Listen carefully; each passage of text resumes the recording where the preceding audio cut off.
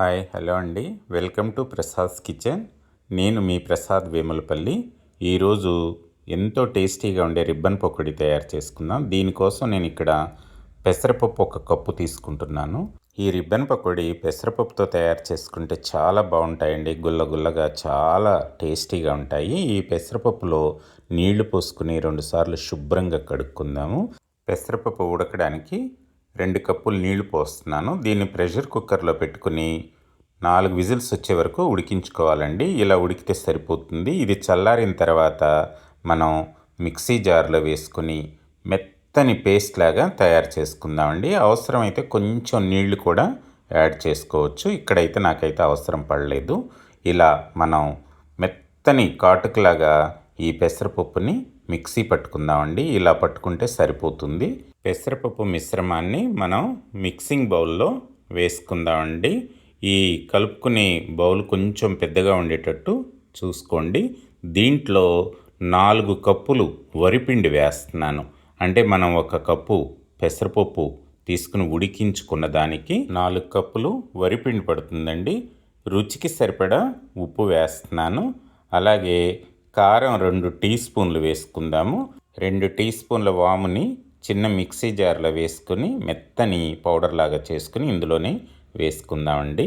Ribbon pakodi చాలా గుల్లగా నోట్లో వేసుకుంటే కరిగిపోయేలాగా ఉండడానికి ఇక్కడ 1 టేబుల్ స్పూన్ వెన్న వేస్తున్నాను. ఇవన్నీ కూడా ఈ పిండిలో బాగా కలిసేటట్టు కలుపుకోవాలండి. అవసరమైతే కొన్ని నీళ్లు కూడా చిలకరించుకుంటూ మనకి రిబ్బన్ పకోడీ జారే విధంగా కన్సిస్టెన్సీ ఉంటే సరిపోతుందండి.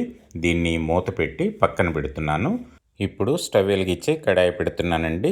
ఈ రిబ్బన్ పకోడీ వేయించుకోవడానికి సరిపడా ఆయిల్ పోస్తున్నాను. చక్రాల గిద్దలో మనం రిబ్బన్ పకోడీ ఒత్తుకోవడానికి వీలుగా ఒక ప్లేట్ ఉంటుందండి. ఇట్లా దాన్ని పెట్టుకుని కొద్దిగా ఆయిల్ కూడా ఈ గిద్దలకు రాసుకుని సరిపడా పిండి ముద్దను పెట్టుకుందామండి. నూనె కూడా వేడెక్కింది. ఇలా పైకి తేలితే సరిపోతుందండి.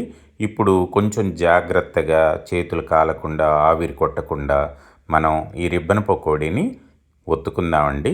దీన్ని మనం గోల్డెన్ బ్రౌన్ వచ్చే వరకు వేయించుకోవాలి.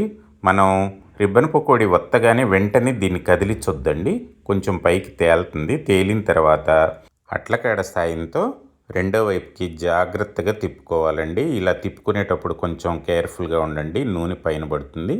గోల్డెన్ బ్రౌన్ వచ్చింది చూడండి. దీన్ని తీసేసుకుని నూనె అంతా వార్చేసుకుని మరో ప్లేట్లోకి దీన్ని షిఫ్ట్ చేసుకుందామండి. మిగతా పిండినంతా కూడా మనం ఇలాగే రిబ్బన్ పకోడీలు ఒత్తుకుని తీసుకుందామండి. కలర్ మాత్రం ఈ కలరే ఉండాలి. అలాంటప్పుడే కరకరలాడుతూ నోట్లో వేసుకోగానే వెన్నలా కరిగిపోతాయండి. అంత బాగుంటాయి. పిల్లలకి ఈవినింగ్ టైంలో దీన్ని స్నాక్ లాగా చేసి పెట్టారనుకోండి, వాళ్ళు ఫుల్ ఎంజాయ్ చేస్తారు. అలాగే టీ టైంలో కూడా పెద్దవాళ్ళు కూడా దీన్ని తీసుకోవచ్చు. అంత బాగుంటుందండి. నా వీడియో నచ్చితే మీరు లైక్ చేసి షేర్ చేయండి. థ్యాంక్ యూ అండి.